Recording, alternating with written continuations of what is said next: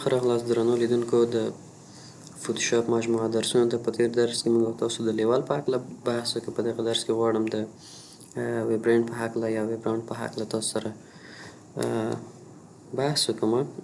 راځو د دې لپاره هم د اوپن څخه او هم د ریسنټ ډاکومنټ له لارې کولی شو چې خپل تصاویر انتخاب کړو. د مثال په ډول زه غواړم همدغه تصویر باندې تاسو سره کار وکړم.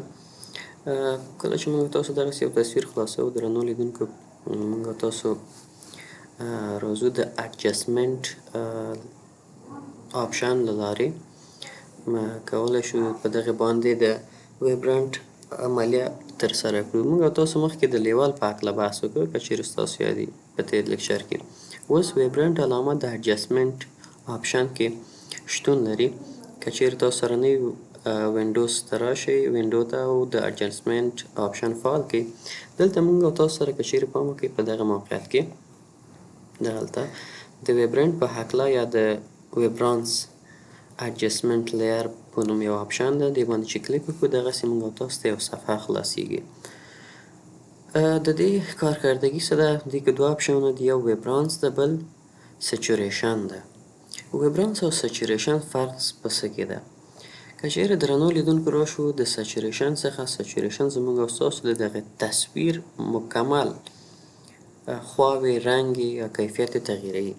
اما ویبرانس یو مشخص یا یو ځانګړی رنګ، مثلا دغه رنګ ټارګټ کوي یا دغه رنګ یا همدغه موقعیت یو ځانګړی رنګ ټارګټ کوي او هماغې باندې دغه عملیه ترسره کوي او کیفیت یې ښه کوي. وګورئ زه که چیرې راشم سچوریشن ته، تاسو وګورئ د ټول رنګ یوازې دغلته موقعیت، دغلته ټول ځایونو ته پام وکړئ، د ټول دغه تصویر هغه کیفیت بدل شو. چې سچوریشن مجموعي تغییرات راوړي، په مجموعي ډول دغه زموږ او ستاسو د تصویر کیفیت بدلوي. اما ویبرانس فقط یو ځانګړی رنګ نیسي. تاسو وګورئ، تاسو پام وکړئ ورته، مثلا بیا موقعیتونه یا هم هغه مقدار تاسو کنټرولولی شئ. ما دغلته دغه مقدار ورکړی، زه دغه لیر بندوم، بیا تاسو وګورئ چې څنګه کار کوي.